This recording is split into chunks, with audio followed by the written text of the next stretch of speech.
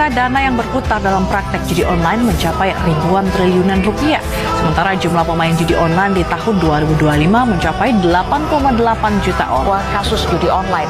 Lalu bagaimana mengawal proses hukum kasus judi online hingga seluruh fakta. Canduan judi online, seorang pria nekat membuat laporan palsu sebagai korban begal. Motif pelaku karena takut. Judi online seperti wabah yang menjerat banyak orang dengan mimpi menjadi kaya dengan cara instan.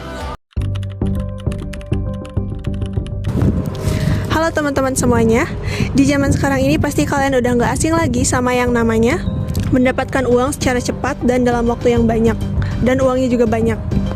Nah, salah satunya itu adalah judi online. Mungkin kalian juga udah nggak asing lagi sama yang namanya judi online.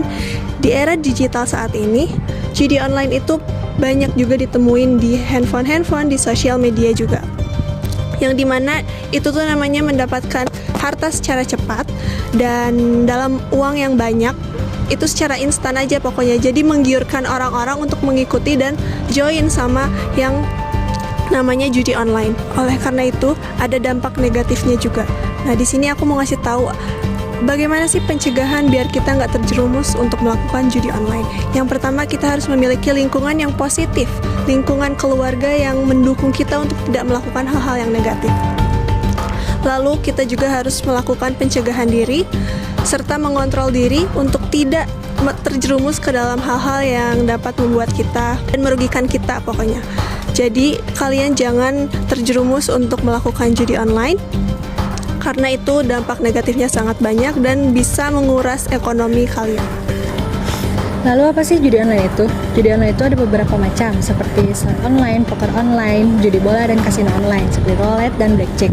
Cara bermainnya cukup mudah. Pemain hanya cukup membuat akun, melakukan deposit, dan mulai memasang taruhan. Karena prosesnya cukup mudah, banyak orang akhirnya untuk melakukan coba judi online. Padahal sistem judi online sudah dirancang oleh penyediaannya agar penyediaannya tetap mendapatkan keuntungan. Jadi walaupun si pemain menang, tetapi dalam jangka panjang pemain pun akan tetap mendapatkan kerugian. Maka dari itu, mengapa sih banyak yang kecanduan terus bermain? Karena pemain berharap dirinya bisa mendapatkan uang yang telah hilang. Lalu selanjutnya kita akan membahas dampak dari judi online. Yang dampak utama yaitu dampak ekonomi. Banyak orang kehilangan uang, kehilangan tabungan, bahkan berhutang-hutang banyak kepada orang lain karena dia bermain judi online. Yang kedua ada dampak dari psikologis. Judi online ini menyebabkan kecanduan walaupun si pemain terus kalah, walaupun dia sudah terkena dampak psikologisnya, dia akan terus tetap bermain. Yang ketiga itu ada dampak dari sosial. Judi online ini bisa menyebabkan penceraian rumah tangga, pertengkaran keluarga, serta produktivitas menurun. Bahkan bisa menyebabkan hal-hal yang tidak diinginkan karena dia ingin mendapatkan uang. Judi online mungkin mendapatkan keuntungan yang sesaat tetapi mendapatkan resiko yang sangat berkepanjangan.